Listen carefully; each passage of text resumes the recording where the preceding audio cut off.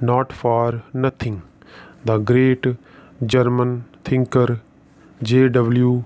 Goethe had said, I am what I am, so take me as I am. And similarly, Arthur S. had pronounced, no one can escape from their individuality. In this regard, it is profitable to quote a few lines from J.S. Mill. But society has now fairly got the better of individuality, and the danger which threatens human nature is not the excess but the deficiency of personal impulses and preferences.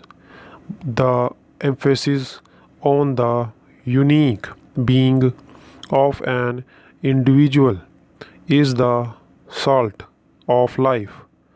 Denial of self expression is inviting death. Irrepressibility of individual and identity is grant of respect to self. This realization is one's signature and self determined design. One defines oneself, that is the glorious form of individuality. In the present case, on the said concept shall be from various spectrums. Shakespeare, through one of his characters in a play, says, what is in a name? That which we call a rose by any other name would smell as sweet.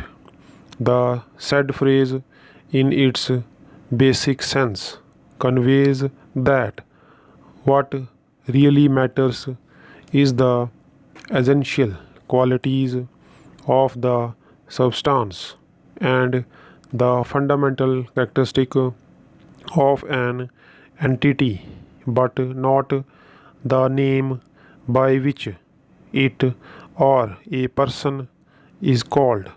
Getting further deeper, the meaning, it is understood that the name may be a convenient concept for identification, but the essence behind the same is the core of identity. Without identity, the name only remains a denotative term. Therefore, the identity is pivotal to one's being. Life bestows honor on it, and freedom of living as a facet of life expresses genuine desire to have it. The said desire, one is inclined to think, is satisfied by the conception of constitutional recognition, and hence emphasis is laid on the identity of an individual which is conceived under the Constitution, and the sustenance of identity is the filament of life.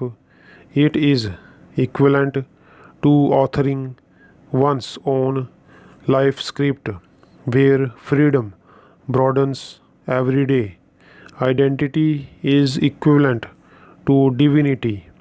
The overarching ideals of individual autonomy and liberty, equality for all without discrimination of any kind, recognition of identity with dignity and privacy of human beings constitute the cardinal four corners of our monumental Constitution, forming the concrete substratum of our fundamental rights that has eluded certain sections of our society who are still living in the bondage of dogmatic norms. Stop.